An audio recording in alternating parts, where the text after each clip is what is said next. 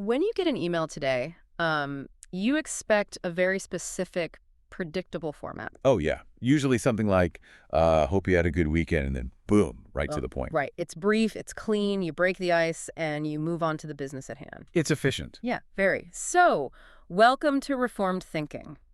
For today's deep dive, our mission is an extensive verse-by-verse investigation into Colin G. Kruse's commentary on the first chapter of the Apostle Paul's letter to the Romans.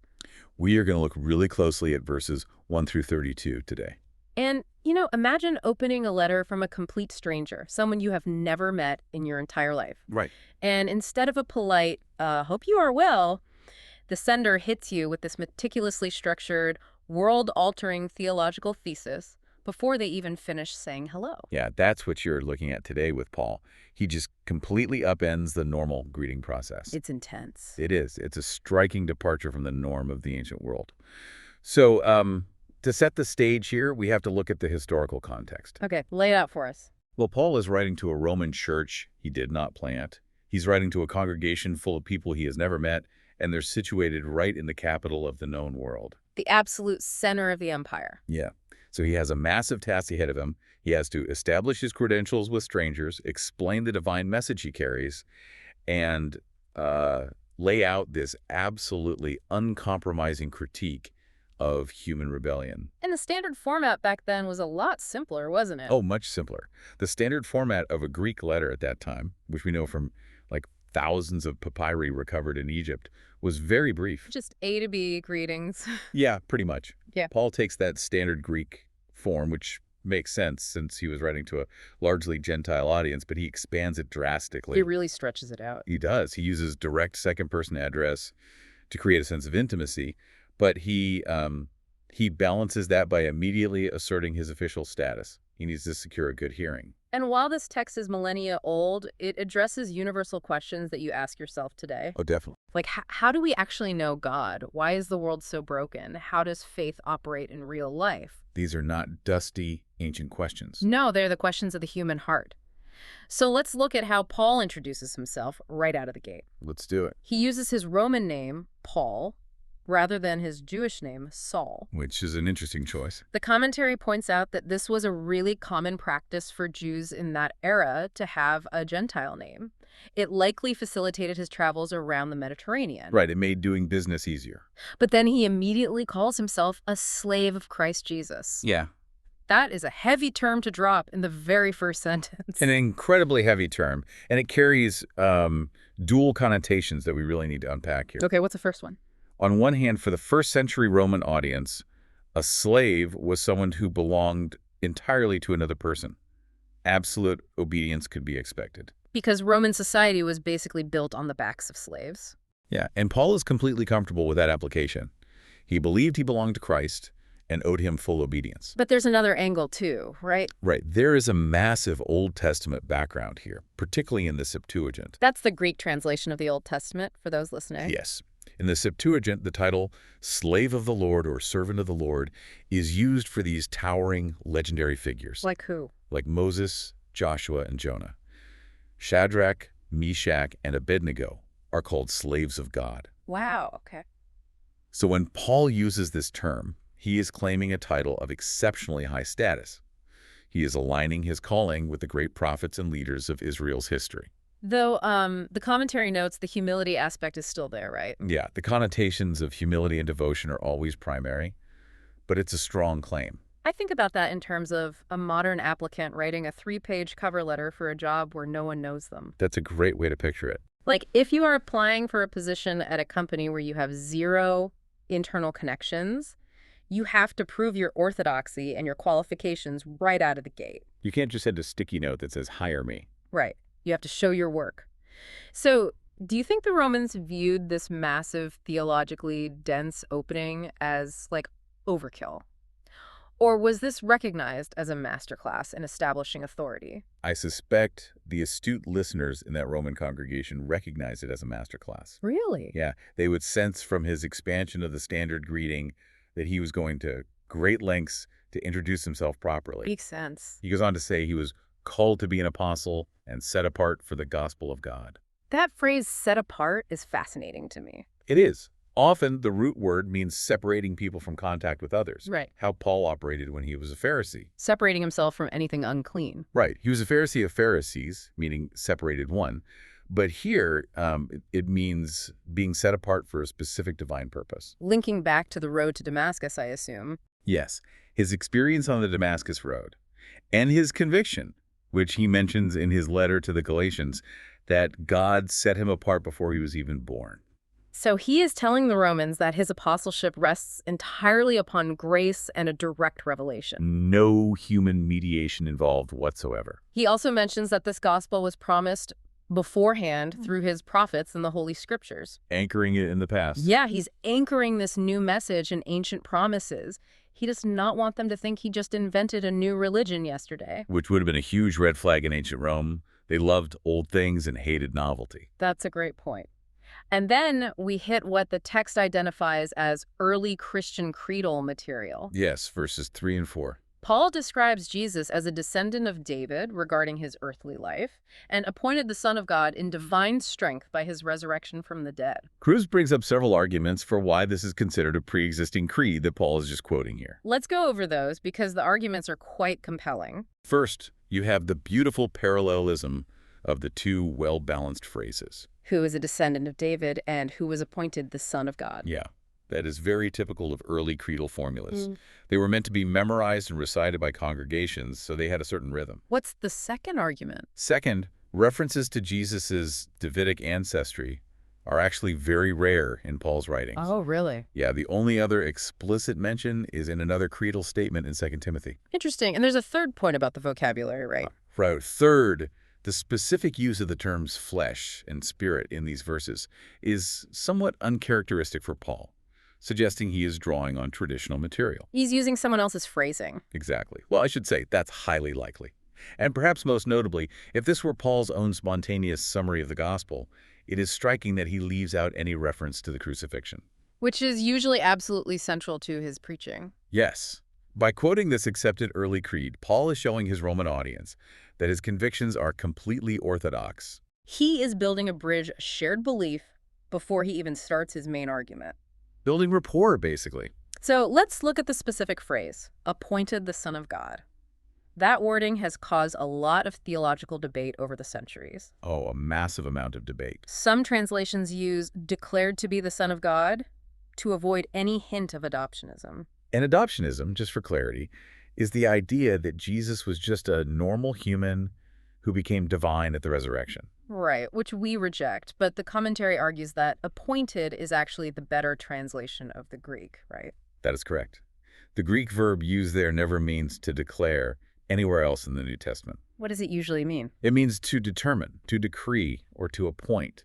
But we must not read adoptionism into it. How does Kruse navigate that? Kruse cites Douglas Moo, who points out the tautologous nature of the statement. Tautologous meaning, it kind of repeats itself. Yeah, it is the Son who is appointed Son. Ah, I see. This indicates that being appointed Son does not imply a change in essence, as if a human Messiah became divine for the first time. So what does it imply? It signifies a change in status or function. Following his resurrection, Jesus takes his rightful place of supreme authority. He is appointed Son of God with a specific divine might. Confronting all the rulers of the world, up to and including death itself. That sets up a fascinating political dynamic, too. I mean, think about it. He is writing to people in the imperial capital. Right under Caesar's nose. Caesar claimed to be the ultimate lord with political dominion over the entire known world. And here is Paul, stating that Jesus is the Lord who subdues all political and spiritual entities. It's incredibly subversive. Once Paul secures that authority, he shifts his focus. So Paul is offering this incredible introduction, but that begs a massive question. What does he actually want from these people? Right. What is the ask? He states that through Christ, he received grace and apostleship to call all the Gentiles to the obedience that comes from faith. The phrasing there, grace and apostleship, is a grammatical construction called a hendiadys. Hendiadys, that's a fun word. It is. It's when two words are used to convey one single concept. So he doesn't mean two separate things. No. Paul does not mean he received grace and then separately received apostleship. He means he received the grace of apostleship. It was a divine gift. He didn't earn it. Correct. And his goal with this gift is to bring about the obedience of faith among all the Gentiles. And this specific phrase, obedience of faith, is the subject of considerable grammatical debate among scholars. A lot of ink has been spilled over those three words. We'll have to work through that intricacy because it is crucial for how we understand the Christian life. Okay, let's break it down. Is it obedience that comes from faith, or is it obedience that consists in faith? If you take it as a genitive of origin, it means obedience that comes from faith. Meaning faith is the root and obedience is the fruit. Yeah. This aligns with many of Paul's instructions where godly behavior issues from a core belief in Christ. And the other option. On the other hand, if you take it as a genitive of apposition, it means obedience that consists in faith. So the belief itself is the obedience. In this view, the very act of responding to the gospel call and believing in God's Son is itself an act of obedience. God commands all people to believe, so believing is obeying. Where does Kruse land on this? Kruse looks at how Paul uses the exact same phrase at the very end of Romans in chapter 16. There, it is closely linked with accepting the gospel message. Which would point to? It suggests that the primary meaning is the obedience that consists in faith. I like to think of this as a two-sided coin. You really cannot have the heads of internal belief without the tails of external action. I think that's a very helpful analogy. But does that mean works save us, or was Paul's careful phrasing here an intentional safeguard? Like a safeguard against people assuming that belief requires zero subsequent action? I think framing it as a safeguard is highly accurate. As the commentary points out, quoting Thomas Schreiner, we should not sunder faith and obedience. As if Christians could have the former without the latter. Right. The belief first exercised upon conversion is validated as one continues to believe and obey. James Dunn calls them interchangeable ideas, doesn't he? He does. The response, which is faith, naturally produces the obedience, which stems from faith. You cannot separate the root from the fruit. Paul's goal is to bring this holistic reality to the Gentiles, and he specifies that he is a debtor obligated to both Greeks and non-Greeks. The text translates non-Greeks as barbarians. I love the historical detail provided on that word. Barbarian is an onomatopoeic Greek word. It sounds like what it means. Yeah. To the ancient Greeks, foreign languages sounded unintelligible, just a repetition of barbar, like stuttering or the twittering of birds. It was essentially a term of cultural snobbery. Definitely. In the Roman period, this would have included peoples like the Spaniards, Gauls, and Germans. And Paul feels an intense obligation to all of them, regardless of cultural status. He desires to visit Rome to impart a spiritual gift, perhaps his clear exposition of the gospel, but then he displays an incredible amount of humility here. He quickly clarifies that he wants mutual encouragement. That humility is a striking detail. Think about it. Here is an apostle with massive divine authority, carrying a revelation directly from Christ. Yet he fully expects to be instructed and encouraged by the faith of the Roman believers. He recognizes that theology is done in community, not in isolation. He does not view himself as a dictator over their faith. He mentions that he hopes to have a harvest among them, just as he has had among other Gentiles. Though he uses a certain reserve, he speaks of some fruit, acknowledging that he did not plant this particular church. But his eagerness is palpable. He says he's eager to preach the gospel to them, which leads perfectly into the core thesis of his entire letter. Yes, verses 16 and 17. Paul declares, "I am not ashamed of the gospel because it is the power of God that brings salvation to everyone who believes, first to the Jew, then to the Gentile." We are looking at the divine ability, the sheer force of God operating through this message. The commentary emphasizes the honor and shame dynamics of the first-century Roman world, which is vital context for that statement. We really need to grasp how central honor and shame were to that culture. Almost every social interaction was governed by acquiring honor and avoiding shame. And Paul was proclaiming salvation through a crucified Jewish carpenter. Crucifixion was the ultimate degradation. It was a punishment reserved for slaves and rebels. It was designed to strip a person of all dignity. To boast in a crucified savior was socially shameful in the eyes of the Roman elite. It was considered absolute madness. But Paul employs a rhetorical device here, doesn't he? Yes, latotes. It's an understatement using a double negative. By saying, "I am not ashamed," he is forcefully asserting that he is fiercely proud of the gospel. He refuses to accept the social shaming. Because he has witnessed firsthand the divine strength of this message. He has seen it alter lives, turning people from dead idols to the living God. He specifically says the salvation is first to the Jew, then to the Gentile. A very specific order. Was this merely a practical touring strategy for Paul? Like we know from the book of Acts that he would typically go to the local synagogue first. when he entered a new city. Right, which provided him with a ready audience who knew the Old Testament. So is it just a smart tactic? Or is there a deeper theological necessity based on God's historical covenants? While it was certainly an effective strategy, the text insists it was far more than that. It was a theological necessity rooted in God's sovereign choices. How does Paul build that case later in the letter? Later in Romans, Paul details the massive advantages given to the Jewish people. The adoption, the divine glory, the covenants, the receiving of the law, the temple worship, and the promises. A rich heritage. Because God chose to work out his redemptive plan historically through the Jewish people, culminating in the Messiah, Paul believed he was under a divine mandate. To offer the gospel first to them. Yes, their historical privilege carried a corresponding priority in the unfolding of the new covenant. And in this gospel, Paul says the righteousness of God is revealed. That term, righteousness. It occurs 34 times in 29 verses in Romans. It is the absolute core of the argument. It is the hinge everything turns on. But how are we to understand the righteousness of God? I have always heard it framed strictly as a legal status, like a judge slamming a gavel and declaring you innocent. That's a very common view. But Kruse is pushing back on that, isn't he?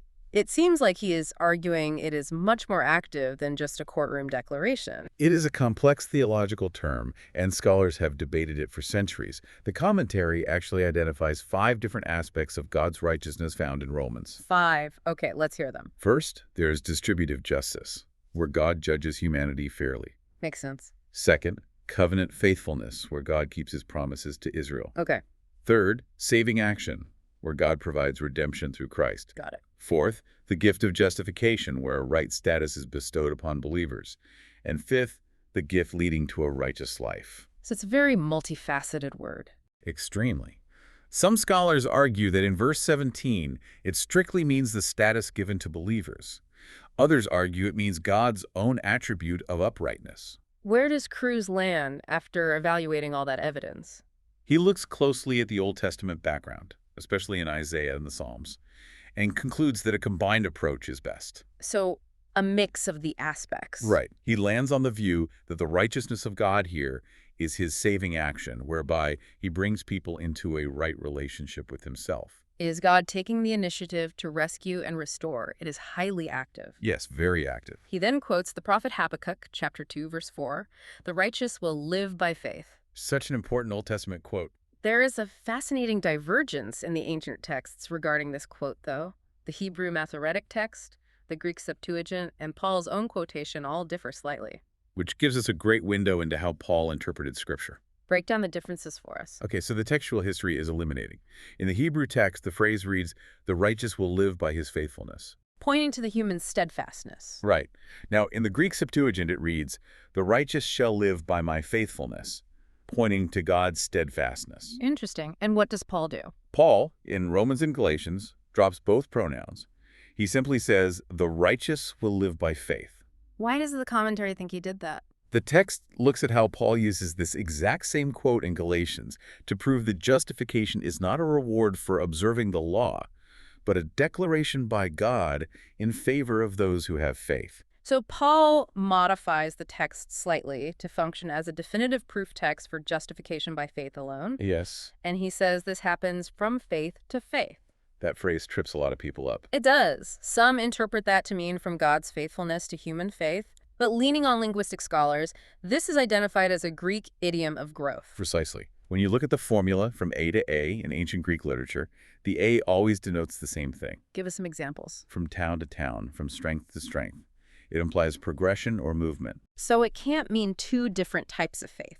Therefore, from faith to faith cannot mean from God's faithfulness to human faith, because those are two different types of faith. So what does it mean? Instead, it denotes a growth or spread of the same kind of human faith. In the immediate context of Romans, it most likely refers to the gospel, starting with the faith of the Jewish people and spreading outwardly to the faith of the Gentiles. It is a progression of the gospel's reach across the globe. Yes, from faith moving to more faith. So Paul has just delivered the best news possible. The divine saving action is available to everyone who believes. But that begs a massive question. Exactly. If God is so good, why do we even need a rescue mission in the first place? What is the crisis that makes this gospel necessary? This is where things take a dark turn in chapter 1. In verse 18, Paul states that the wrath of God is being revealed from heaven against all the godlessness and wickedness of people. Wrath.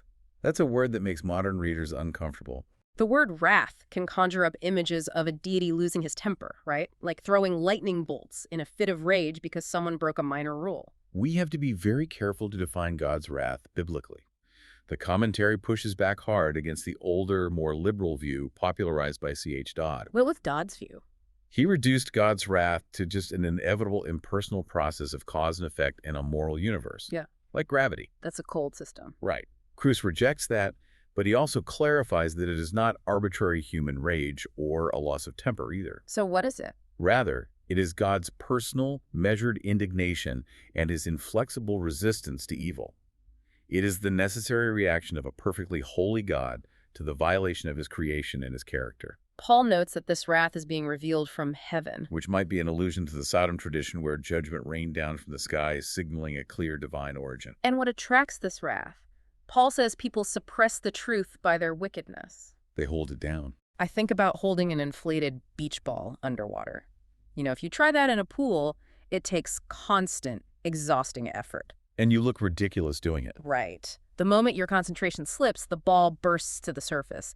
Is Paul saying the truth of God is buoyant like that? That is a brilliant way to picture it. Yes, the truth is entirely buoyant.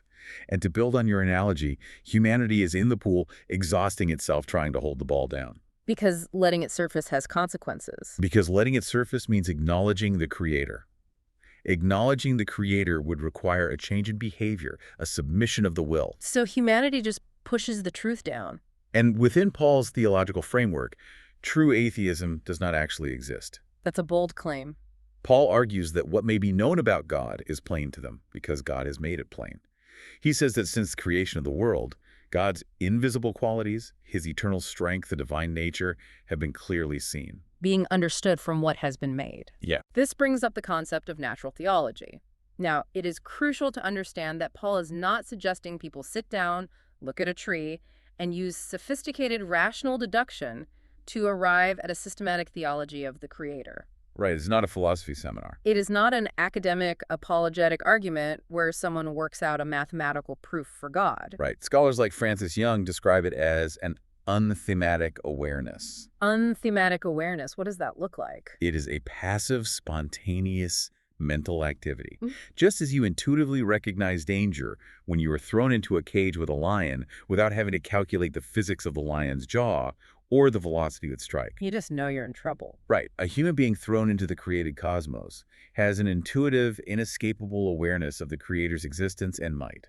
God has stitched this recognition into the very fabric of the human mind. Yes. Because of this inherent knowledge, Paul concludes that humanity is left completely without excuse. And yet, instead of glorifying God or giving thanks, Paul says their thinking became futile and their foolish hearts were darkened.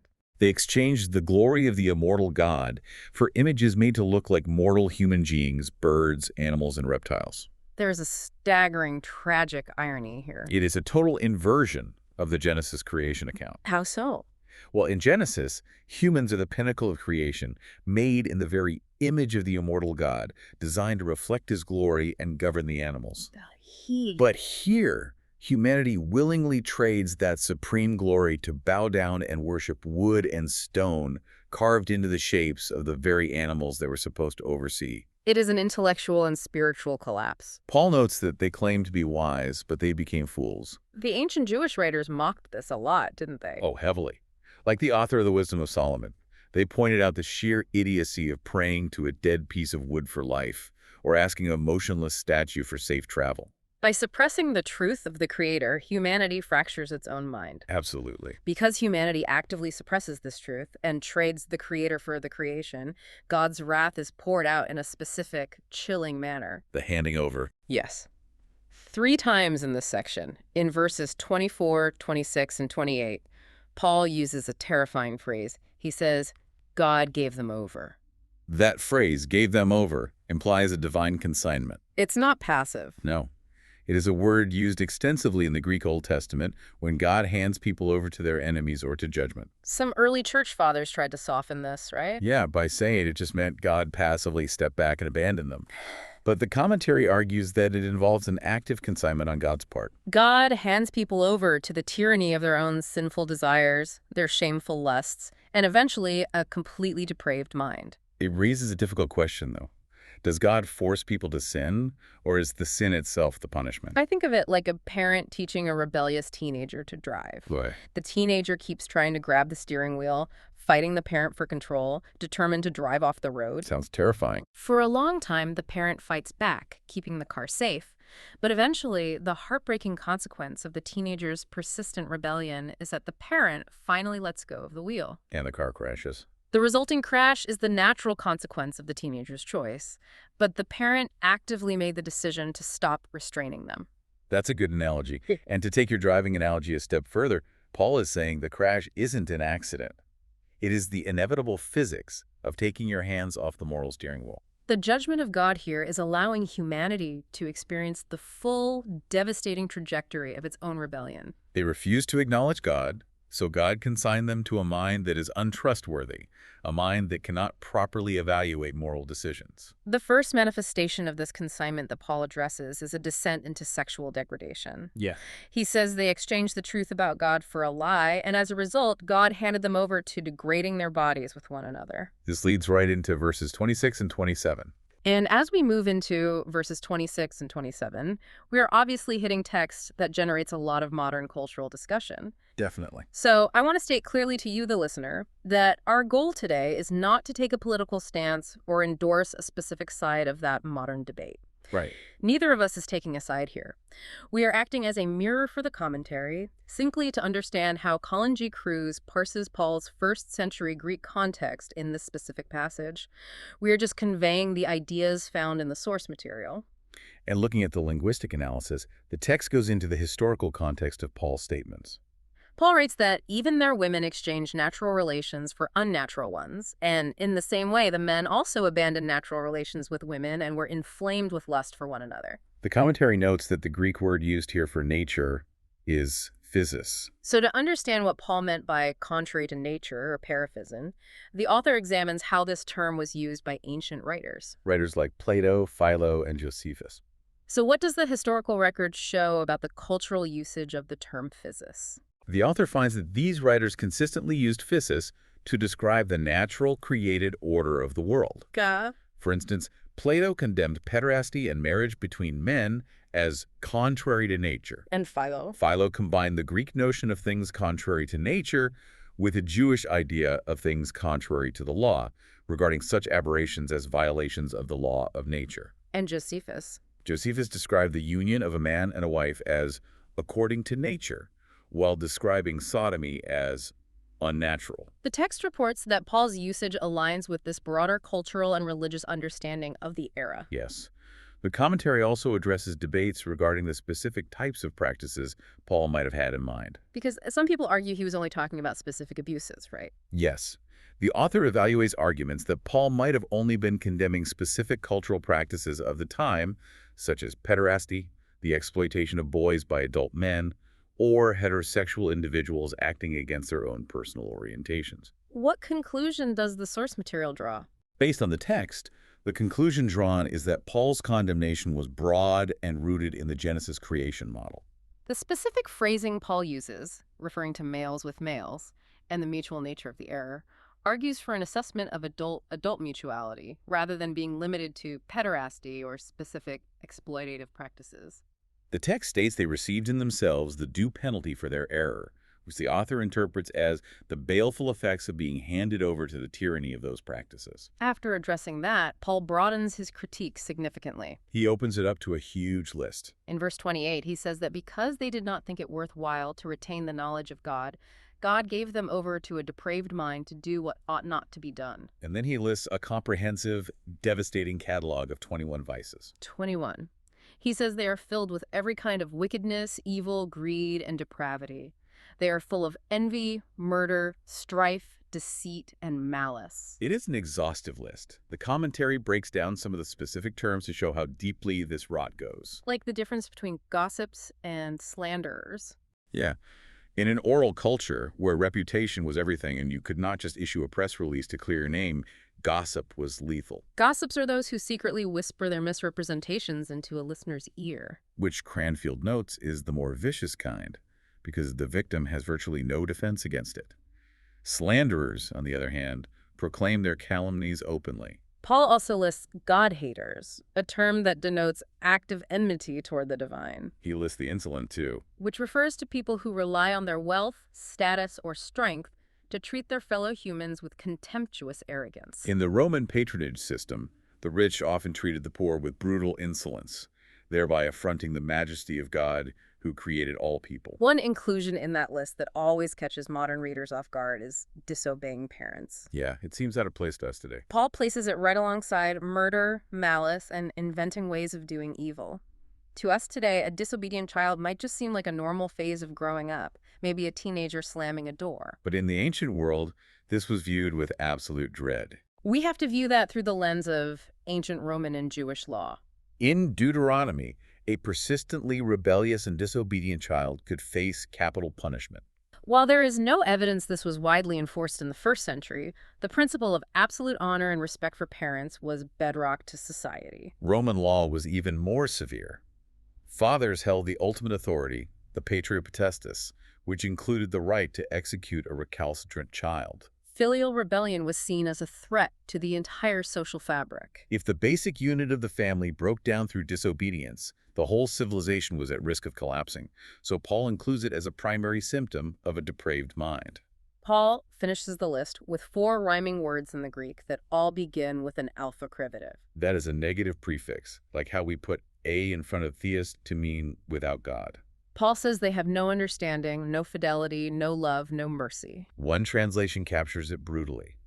Without brains, honor, love, or pity. It is a rapid-fire listing and a syndeton that creates a complete hollowing out of humanity. And then we reach verse 32, the climax of this dark chapter. Paul says that although they know God's righteous decree that those who do such things deserve death, they not only continue to do these very things, but also approve of those who practice them. This is the absolute bottom of the barrel. The descent into sin is bad enough, but here, humanity systematically redefines evil as good. They do not just fail morally, they throw a parade for the failure. As Ambrosiaster noted in the early church, those who do evil but recognize it as evil are not as far gone. They still have a conscience. But those who actively encourage others to do evil, who attempt to persuade society that there is nothing wrong with these actions, have entirely lost their moral compass. They are actively desiring the increase of evil in the world. And this brings us to a brilliant rhetorical maneuver by Paul. He has just spent 14 verses painting the bleakest, most devastating picture of the Gentile world. Any Jewish reader,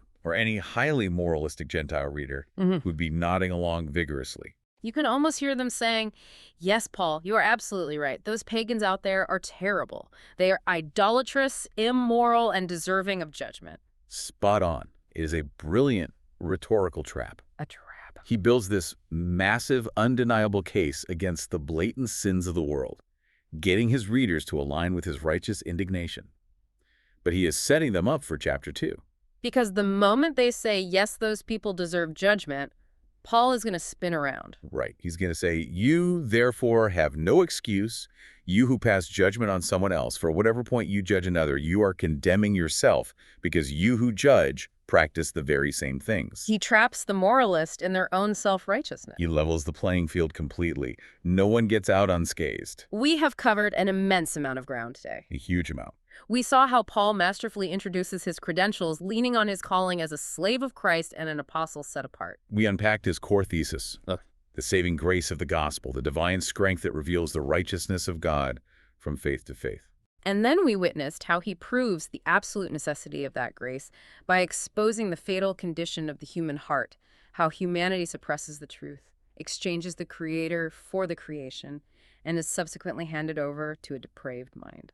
It is a dark diagnosis. Yeah. But it is necessary to understand the magnitude of the cure he will present later in the letter. So true. As a final thought for you to mull over, Consider the political reality of the original audience sitting in those house churches in Rome. They lived in the shadow of Caesar, a man who demanded to be worshipped as a god, who claimed to hold the supreme authority of life and death, and who defined the moral order of the empire. How subversive and how incredibly dangerous must it have been to sit in a room in the capital of the empire and read a letter out loud that claims every human authority who sets themselves up as a god is actually a fool whose mind has been darkened. To publicly declare that the true Lord is a crucified Jewish carpenter, and that the empire's celebrated moral flexibility is actually evidence of divine wrath. That required a faith that was not just intellectual, but a radical allegiance. Thank you for joining us on Reformed Thinking. Keep examining the text on your own. Keep asking the hard questions, and we will catch you on the next deep dive.